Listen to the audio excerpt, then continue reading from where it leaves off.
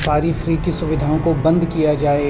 इससे एक मन में शक पैदा होता है कि क्या केंद्र सरकार की आर्थिक हालत बहुत ज़्यादा कहीं ख़राब तो नहीं हुई है।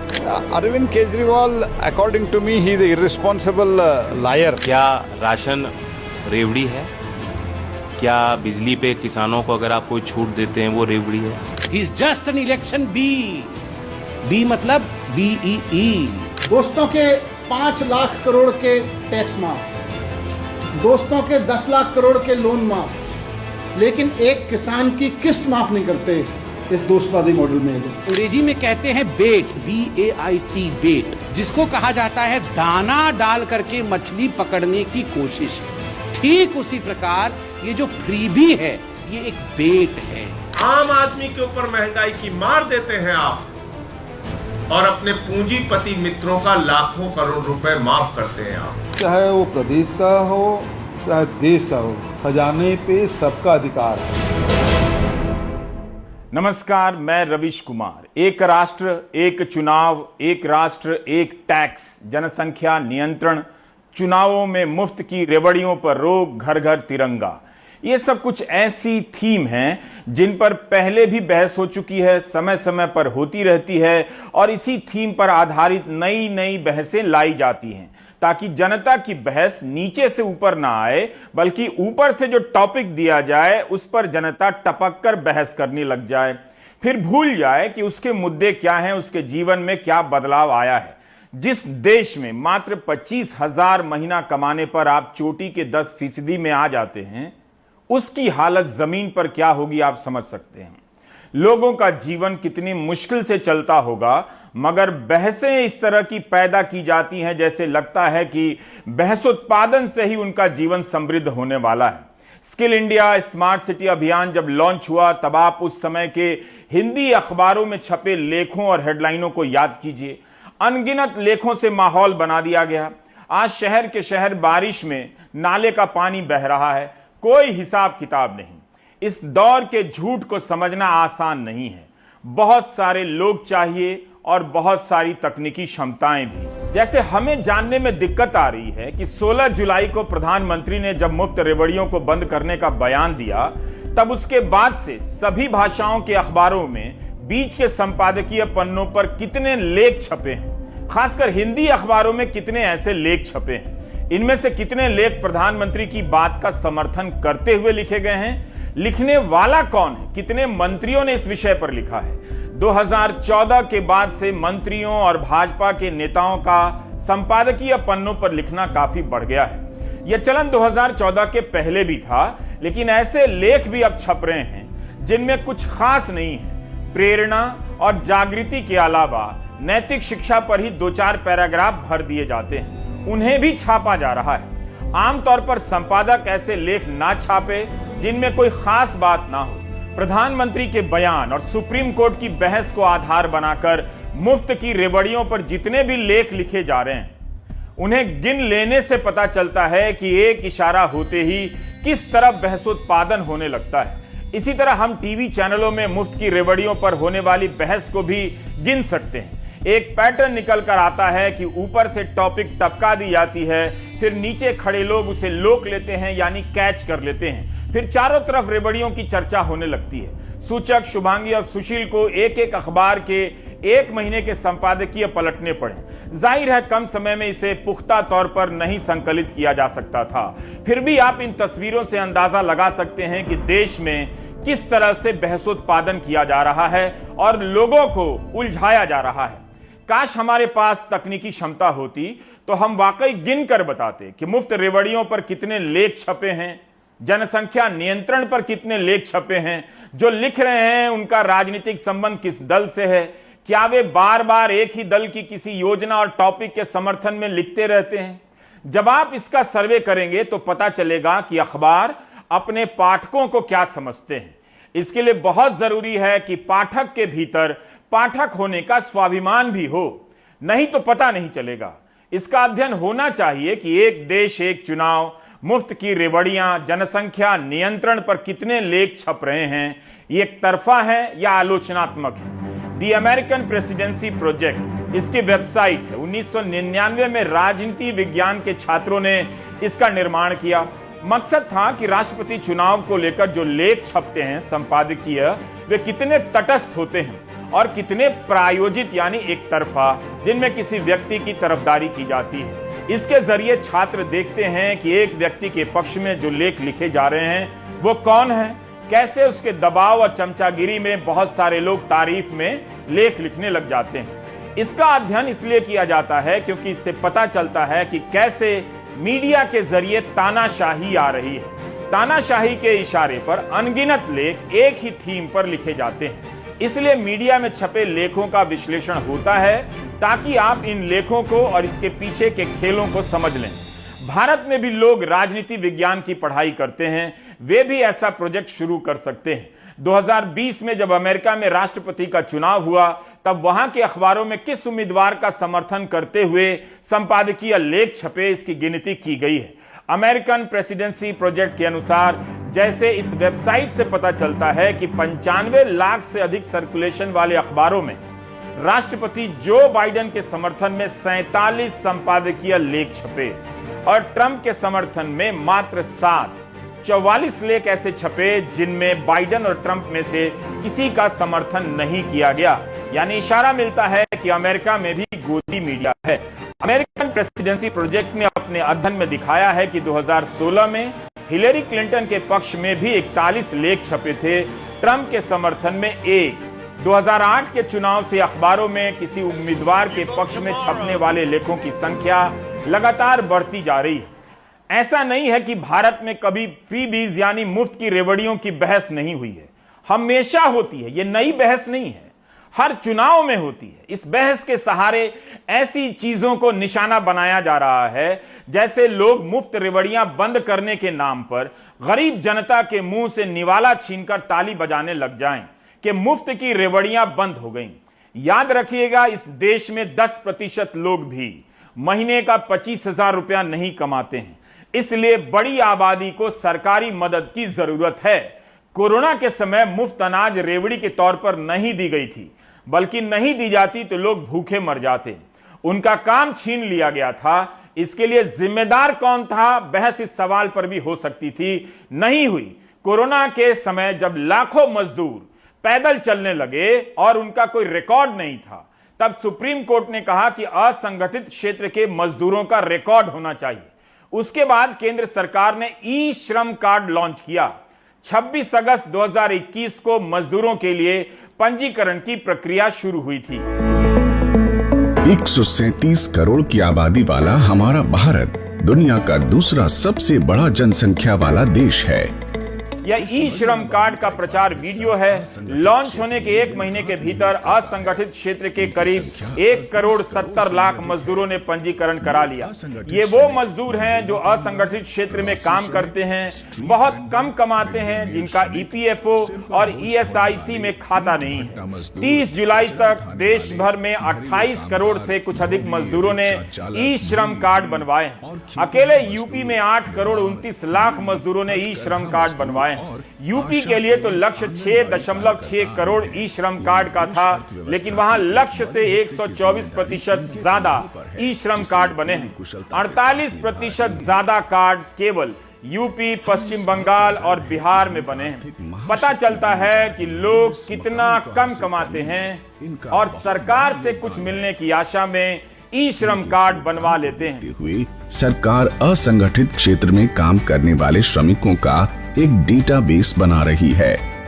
श्रम और रोजगार मंत्रालय ने एनआईसी की मदद से एक राष्ट्रीय पोर्टल के जरिए इस डेटाबेस को एकीकृत करने का बीड़ा उठाया है। अकेले उत्तर प्रदेश में 8 करोड़ 29 लाख लोगों ने ई श्रम कार्ड बनवाए हैं। इसका मतलब है वे काफी कम कमाते हैं। इतना कम कमाने वालों को सरकार की योजनाओं की जरूरत पड़ती है। नहीं मिलेगी सरकारी योजनाएं तो ना तो वो भोजन कर पाएंगे, ना बच्चों को पढ़ा पाएंगे, ना इलाज करा पाएंगे। इसलिए सरकारी योजनाओं का समर्थन बहुत जरूरी है। अब हम लौटते हैं एक सवाल पर। जब मुफ्त रेवड़ियों की इतनी चिंता थी, तब यूपी चुनाव में ई श्रम कार्ड वालों के खाते में 1000 रुपए क्यों डाले गए? जब यूपी में दिए गए तब पूरे देश में क्यों नहीं दिए गए? इसका मतलब है कि योगी सरकार ने इन खातों में पैसा वोट को प्रभावित करने के लिए डाला। उस समय विपक्ष ने भी आरोप लगाए थे। तब प्रधानमंत्री क्यों नहीं चिंतित हुए कि मुफ्त की रेवड़ियां ठीक नहीं हैं? हमने यूपी चुनावों के दौरान प्राइम टाइम में इस पर कई दफा फोकस किया। प्राइम टाइम में जब इसकी चर्चा की तब यूपी में 1.5 करोड़ ई श्रम कार्ड बने थे। हम उस दिन का एक हिस्सा सुनाना चाहते हैं। यूपी सरकार ने अपने इन विज्ञापनों में दावा किया है कि श्रम कार्ड बनाने वाले 1.5 करोड़ खातों में 1500 करोड़ की राशि भेजी जा चुकी है। इन खातों में 1000 रुपए की किश्त गई है, 500 रुपए की एक किश्त बाकी है। ऐसी भी खबरें छपी हैं कि 1000 रुपए लेने के लिए यूपी के बीए और एमए पास नौजवानों ने भी श्रम कार्ड बनवाए हैं। यूपी के तमाम जिलों में 10 से 15 लाख खातों में 1000 रुपए भेजे गए हैं। क्या चुनाव जीतने के लिए इन खातों में पैसा दिया गया है, वो भी मार्च 2022 तक के लिए? अगर नहीं तो फिर पूरे देश में ई श्रम कार्ड बनवाने वाले 20 करोड़ मजदूरों के खाते में पैसे क्यों नहीं भेजे गए हैं? केवल 1.5 करोड़ यूपी वालों के खाते में पैसा क्यों गया है? क्रोनोलॉजी समझिए। ई श्रम कार्ड केंद्र की योजना है। यूपी में जब चुनाव आया तो 1.5 करोड़ लोगों ने ई श्रम कार्ड बनवा लिए, उनके खाते में 1000 रुपए चले गए। चुनाव खत्म हुआ, खाते में पैसा भेजना बंद हो गया। क्या यह वोटर को प्रभावित करने के लिए नहीं रहा होगा? अगर नहीं, तब यूपी के सभी 8 करोड़ 29 लाख ई श्रम कार्ड धारकों के खाते में पैसे क्यों नहीं गए? पूरे देश के 28 करोड़ ई श्रम कार्ड धारकों के खाते में पैसे क्यों नहीं गए? क्या पता जब 2024 का लोकसभा चुनाव आ जाए तब पैसा भेज दिया जाए। यूपी चुनाव के समय तो हमने आपको दिखाया भी था कि कैसे एमए बीए पास लोगों ने यह कार्ड बनवाया। अचानक संख्या बढ़ गई जिनके खाते में पैसे गए। प्राइम टाइम के पुराने एपिसोड का हिस्सा आपको सुनाना चाहते हैं। इसे समझने के लिए अमर उजाला में छपी 2 खबरों की कतरनें दिखा रहा हूं। पहली खबर प्रतापगढ़ जिले की है, जहां 500 रुपए का भत्ता लेने के लिए बीए और एमए की डिग्री वाले बेरोजगार भी श्रमिक कार्ड के लिए पंजीकरण करा रहे हैं। प्रतापगढ़ की आबादी 32 लाख से कुछ अधिक है, लेकिन यहां 12.5 लाख लोगों ने 500 का भत्ता लेने के लिए श्रमिक कार्ड बनवा लिए। अखबार ने लिखा है कि इसके पहले जिले में 1.46 लाख श्रमिकों का ही पंजीकरण था, लेकिन इसकी संख्या 12.5 लाख से अधिक हो चुकी है। इस योजना के तहत मार्च 22 तक 500 की राशि दी जाएगी। अमर उजाला में ही बलिया से ऐसी ही खबर छपी कि 500 का भत्ता प्राप्त करने के लिए बीए एमए पास श्रमिक कार्ड के लिए पंजीकरण करा रहे हैं। यहां 11.5 लाख लोग पंजीकरण करा चुके हैं। यूपी सरकार अखबारों में विज्ञापन दे रही है कि 1.5 करोड़ कामगारों के खाते में 1500 करोड़ की राशि दी जा चुकी है। क्या चुनाव जीतने के लिए इन खातों में पैसा दिया जा रहा है, वो भी मार्च 2022 तक के लिए? ऐसा नहीं है कि विपक्षी पार्टियां मुफ्त में चीजें देने का वादा नहीं करती हैं, लेकिन भारतीय जनता पार्टी को भी जब भी मौका मिलता है वो भी यही करती है, कैश ट्रांसफर कर देती है। तो क्या आरोप उस पर नहीं लग सकता कि वह भी वोटर को प्रभावित करना जानती है और चाहती है? कहीं ऐसा तो नहीं कि मुफ्त की रेवड़ियों को निशाना बनाकर विपक्ष की राजनीति को कंट्रोल किया जा रहा है? 2021 में पश्चिम बंगाल में जब विधानसभा चुनाव हो रहे थे तब अमित शाह से लेकर बीजेपी के तमाम नेता वादे कर रहे थे कि बीजेपी की सरकार बन गई तो राज्य के 72 लाख किसानों के खाते में सभी 8 किश्तों के पैसे दिए जाएंगे। एक किश्त एडवांस में भी दी जाएगी। इस तरह 72 लाख किसानों के खाते में 18 हजार रुपए दिए जाएंगे। मामला यह था कि ममता बनर्जी ने प्रधानमंत्री किसान सम्मान निधि योजना का काट निकालने के लिए राज्य सरकार की योजना शुरू कर दी और राज्य सरकार की तरफ से किसानों को ज्यादा पैसे दिए गए। 2019 का जब लोकसभा चुनाव आ रहा था तब फरवरी 2019 में पीएम किसान सम्मान निधि योजना लॉन्च हुई। इस योजना को बैक डेट से क्यों लॉन्च किया गया? 1 दिसंबर 2018 की किश्त के साथ 31 मार्च 2019 तक किसानों के खाते में 2 किश्तें भेजी गईं। एक किसान के खाते में 4000 रुपए गए और लोकसभा में माहौल बनाने के पीछे इसका भी बहुत हाथ बताया जाता है। मैं मेरे पुरुलिया के भाइयों बहनों को कहने आया हूं, 2 मई को दीदी को हटा दीजिए, 3 मई से हर गरीब को 5 लाख रुपए का स्वास्थ्य का पूरा खर्चा ये भारतीय जनता पार्टी की। मित्रों, भारतीय जनता पार्टी की सरकार ने तय किया है कि जैसे ही बंगाल में भाजपा सरकार बनती है, हर किसान के घर में एक साथ, मेरी बात ध्यान से सुनना भैया, एक साथ 18,000 रुपया उसके बैंक अकाउंट में ट्रांसफर करने का काम ये भारतीय जनता पार्टी की सरकार करेगी। एक तरफ केंद्र सरकार दावा करती है कि ऐसा सिस्टम बन गया है जिसका पैसा होता है उसी के खाते में जाता है, कोई भ्रष्टाचार नहीं होता। लेकिन प्रधानमंत्री किसान सम्मान निधि के मामले में ही देखिए तो पैसे दिए जाने के कई महीने के बाद हजारों करोड़ रुपए वसूले जा रहे हैं। इस पैटर्न पर बहस होनी चाहिए। क्या यह पैसा उन जगहों से वसूला जाता है जहां चुनाव हो जाता है? 22 मार्च 2020 को कृषि मंत्री नरेंद्र सिंह तोमर ने लोकसभा में बताया कि प्रधानमंत्री किसान सम्मान निधि के तहत 4,352 करोड़ रुपए गलत लोगों के खाते में चले गए, जिनकी वसूली हो रही है। अभी तक ऐसे अपात्र लोगों से 296 करोड़ रुपए ही वसूले गए हैं। सवाल है कि 4,352 करोड़ रुपए कैसे अपात्र लोगों के खाते में चले गए? 2019 में यह योजना लॉन्च हुई, क्या बिना पुख्ता इंतजाम के ही पैसे भेजे जाने लगे? क्या चुनावी कारणों से इन सब बातों को अनदेखा किया गया? मुफ्त की रेवड़ी की बहस खजाना बचाने को लेकर नहीं हो रही है, बल्कि विपक्ष को निशाना बनाने का बहाना नजर आता है। यही कारण है कि अरविंद केजरीवाल इसका बढ़ चढ़कर प्रतिरोध कर रहे हैं और इस मसले को लेकर सबसे ज्यादा घमासान दिल्ली में मचा हुआ है। Arvind Kejriwal, according to me, he is an irresponsible liar, and on every issue he tried to lies. And how far he has promised in so many states free electricity, where all he has given, let him first say that. What he has given in Delhi, let him say that. And many questions have been raised even yesterday, saying that if his Delhi schools are good, why their MLAs, Aam Aadmi Party MLAs, ministers, their children, grandchildren, they are not studying there. तब फिर BJP ने पंजाब के विधानसभा चुनावों में 300 unit बिजली free देने और UP में किसानों को सिंचाई की बिजली फ्री देने का वादा क्यों किया? क्या बीजेपी ने यह बहस इसलिए शुरू की कि पहले विपक्ष की सरकारें रेवड़ियां बंद कर दे, फिर वो बंद करेगी?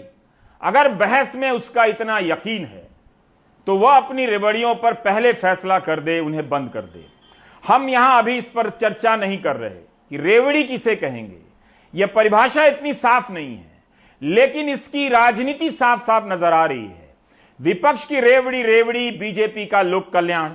अगर ऐसा नहीं है तो बीजेपी बता दे वो क्यों मुफ्त की सुविधाएं देने का वादा करती है। 2020 में बिहार विधानसभा के चुनाव हो रहे थे।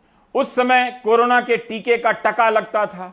बीजेपी ने कह दिया बिहार में फ्री में टीका लगाएंगे। हंगामा मचा।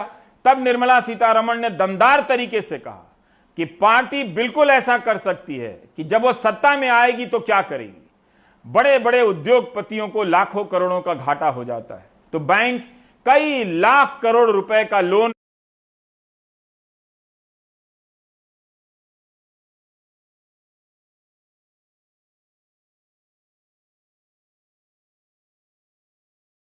बट्टे खाते में डाल देते हैं। आम गरीब लोग जब आर्थिक संकट में हों तो उन्हें मिलने वाली सुविधाएं खैरात नहीं हैं, उनका हक है।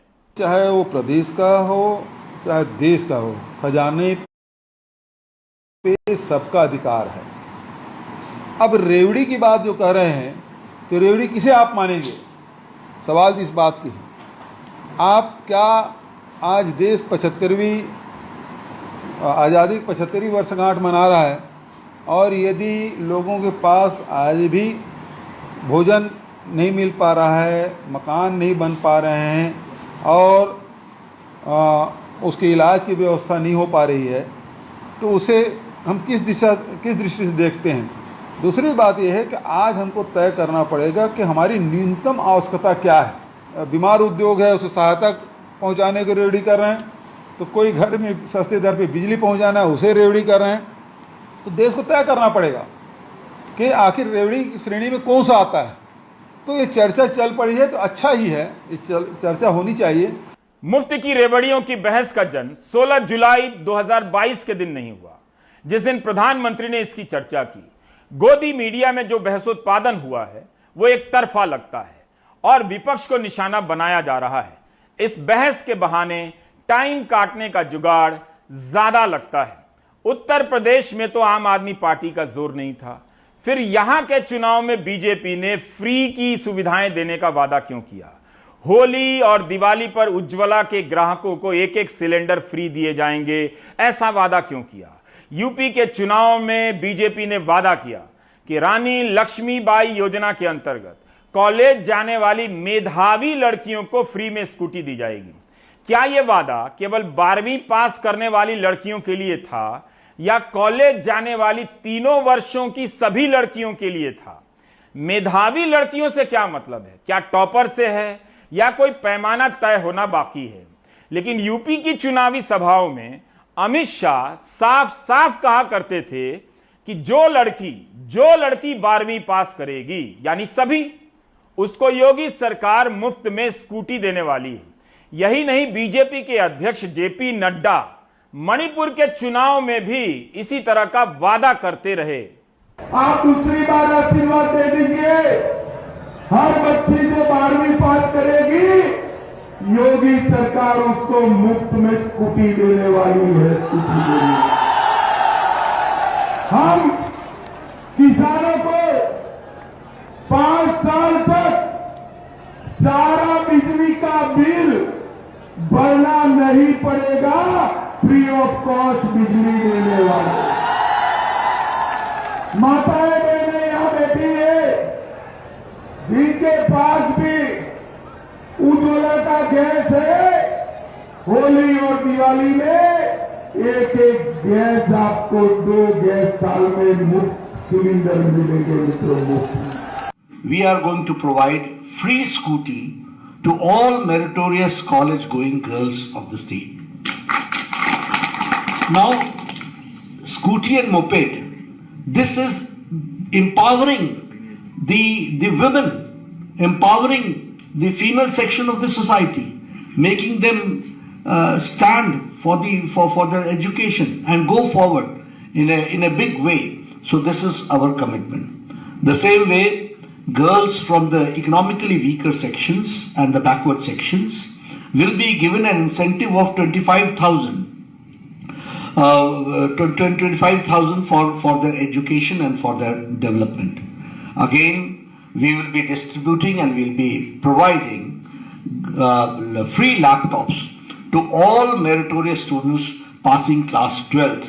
बीजेपी जब मुफ्त में स्कूटी देने का वादा करती है तब उसे याद नहीं रहता कि फ्री में रेवड़ियां ठीक नहीं, सरकारें बसें नहीं चलाती, पब्लिक ट्रांसपोर्ट को खत्म किया जा रहा है। मुफ्त में स्कूटी बांटना क्या मुफ्त की रेवड़ियां नहीं है? अकेले यूपी में अगर 12वीं पास लड़कियों को मुफ्त की स्कूटी दी जाएगी तो खर्चा कई हजार करोड़ का हो जाएगा। एक्टिवा स्कूटी की कीमत 76,000 से लेकर 88,000 तक बताई जाती है। यूपी में इस साल 9,28,000 से अधिक लड़कियां 12वीं पास हुई हैं। 76,000 की एक स्कूटी के हिसाब से ही इस साल 7,528 करोड़ रुपए चाहिए होंगे। दिल्ली सरकार फ्री और 50% सस्ती बिजली देती है, जिस पर करीब 3,000 करोड़ की सब्सिडी आती है। स्कूटी ज्यादा जरूरी है या बिजली, आप इस पर बहस करते रहिए। आप दूसरी बार आशीर्वाद दे दीजिए, हर बच्ची जो 12वीं पास करेगी योगी सरकार उसको मुफ्त में स्कूटी देने वाली है। स्कूटी देने। इस बीच केंद्र सरकार सीनियर सिटीजन के लिए रेल टिकटों पर सब्सिडी बंद कर देती है, तो उधर यूपी सरकार ऐलान करती है कि 60 साल से अधिक उम्र की महिलाओं के लिए बस यात्राएं मुफ्त होंगी। मोदी सरकार ने बजट में और बीजेपी ने चुनावी घोषणा पत्रों में कई तरह के वादे किए हैं 2022 के लिए कि 2022 आएगा तो इन्हें पूरा किया जाएगा। ऐसा ही एक संकल्प था 2022 तक 10,000 FPO फार्मर्स प्रोड्यूसर्स ऑर्गेनाइजेशन बनाने का। 2022 आया, 30 जून तक मात्र 963 FPO बने हैं। 353 बनने की प्रक्रिया में है, ये इनकी वेबसाइट से पता चलता है। 10,000 क्यों नहीं बने? हमारा तर्क है कि जब भी वादों के परीक्षण का टाइम आता है, तरह तरह की बहसें लॉन्च कर दी जाती हैं। क्या यह सब जानबूझकर किया जा रहा है? इसी तरह की एक सदाबहार बहस है एक देश एक चुनाव। कब इसकी बहस तेज हो जाती है, कब पीछे चली जाती है, हिसाब रखना मुश्किल है। यह सारी खबरें अमर उजाला और दैनिक जागरण की हैं, जो समय समय पर छपी हैं। ऐसी चर्चा 2014 के पहले भी हुआ करती थी, लेकिन 2016 से ऑल वेदर रोड की तरह हर मौसम में चलाई जाती है। काश हम गिनकर बता पाते कि इस एक विषय पर भारत के सभी अखबारों में पिछले 6 वर्षों में कितने संपादकीय लेख और कितनी खबरें छपी हैं। इनमें से कितने लेख एक तरफा हैं माहौल बनाने के लिए। माईगव की वेबसाइट पर 7 सितंबर 2016 से लेकर 16 अक्टूबर 2016 के बीच यह चर्चा चलाई गई कि नागरिक अपनी राय यहां जमा करें। 4400 से अधिक प्रतिक्रियाएं आई हैं। ज्यादातर लोगों ने 4-5 पंक्तियों की चलताऊ टिप्पणियां की। इन खबरों से पता चलता है कि संसदीय समिति बनाने से लेकर विपक्षी दलों से चर्चा की तमाम खबरें हैं। 21 फरवरी 2018 की खबर है कि एक राष्ट्र एक चुनाव पर माहौल बनाने के लिए भाजपा ने अपने मुख्यमंत्रियों को दिए निर्देश।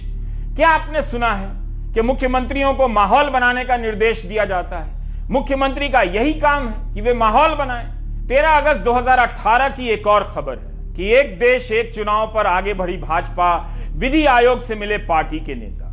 विधि आयोग का कुछ तो महत्व रहा होगा कि भाजपा नेता मिलने चले गए। अब हम आपको बता दें कि 3 साल से विधि आयोग का कोई स्थायी चेयरमैन नहीं है। क्या ये सारी मुलाकातें माहौल बनाओ रणनीति का हिस्सा है, ताकि इनके बहाने चर्चा हो, डिबेट हो, बहस उत्पादन हो? जून 2019 में राजनीतिक दलों के अध्यक्षों की बैठक बुलाई गई तो कांग्रेस ने बहिष्कार कर दिया, कई दल गए भी। 26 दिसंबर 2020 की खबर से यह भी पता चलता है कि एक राष्ट्र एक चुनाव की मुहिम अब और होगी तेज। इस महीने के अंत तक 25 वेबिनार आयोजित करेगी भाजपा। 13 मार्च 2020 को प्रधानमंत्री का बयान है कि सभी राजनीतिक दल एक देश एक चुनाव की दिशा में आगे बढ़ें। इस एक विषय पर आपको अनगिनत संपादकीय लेख मिलेंगे जो समय समय पर छपते रहे हैं, ताकि माहौल बनता रहे और खबरें आगे पीछे होती रहें। इसी की कड़ी में एक सदाबहार टॉपिक और है, जनसंख्या नियंत्रण। समय समय पर इसके तरह तरह के भूत खड़े किए जाते हैं। आप काला जादू जो जानते हैं वही बता दें कि क्या इस तरह की बहसों से कोई जादू किया जाता है, ताकि जनता का ध्यान इस सवाल से हट जाए कि 2022 में किसानों की आमदनी डबल होनी थी। उस वादे का क्या हुआ? बीजेपी ने 2019 के घोषणा पत्र में जिन 75 संकल्पों का जिक्र किया, जिन्हें 2022 तक पूरा होना था, उस पर कितने संपादकीय लेख लिखे जा रहे हैं, गिनकर बताइए। और उनकी जगह आप यह जोड़ लीजिए कि कितने कॉलम घर घर तिरंगा पर लिखे जा रहे हैं, दनादन लिखे जा रहे हैं। बीजेपी के नेता से लेकर सरकार के मंत्री तक लिख रहे हैं। 2022 तक गंगा साफ होनी थी, यह वादा था। क्यों नहीं सरकार इस पर बात कर रही है? बहस उत्पादन की रणनीति को समझिए। आगे की खबर मध्य प्रदेश से है। मध्य प्रदेश में परीक्षा कराने वाले आयोगों की कमाई खूब हो रही है, मगर बेरोजगारों को नौकरी नहीं मिल रही है। बहस उत्पादन के बाद अब आप बेरोजगारों से करोड़ों रुपए के उत्पादन की तरकीब पर रिपोर्ट देख लीजिए।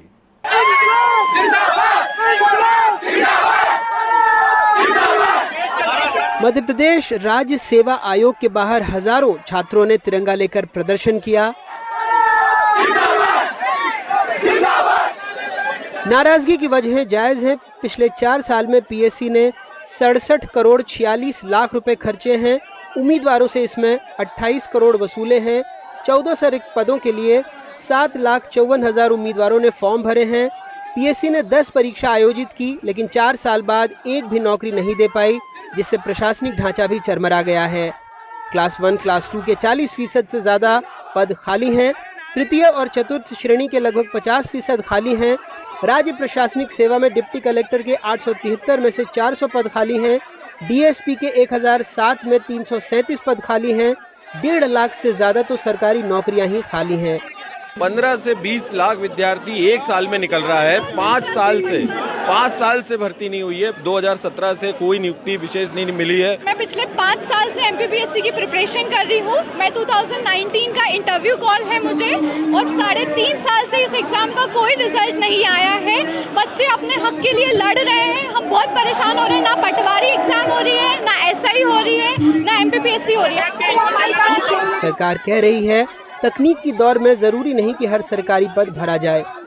अब ये टेक्नोलॉजी का युग है, सारी चीजें टेक्नोलॉजी से होती हैं। पहले जिस काम को 100 लोग करते थे वो अब एक कंप्यूटर करता है, तो इससे कोई फर्क नहीं पड़ता है। हमें अब न्यू टेक्नोलॉजी का अधिकतम उपयोग करना पड़ेगा और दूसरा हमें ये करना पड़ेगा कि सरकार पॉलिसी ऐसी हो सरकार की कि जिससे अधिकतम लोगों को निजी क्षेत्र में रोजगार मिले, निजी क्षेत्र में उद्योग कारखाने आए, उसमें रोजगार मिले और लोग खुद अपने स्वयं के भी रोजगार सरकार की तरफ से वो सारी सुविधाएं हो, इंफ्रास्ट्रक्चर हो और लोग अपना रोजगार स्थापित कर सकें। परीक्षा नहीं हो रही, नौकरी नहीं मिल रही, लेकिन पैसे वसूलने में सरकार पीछे नहीं है।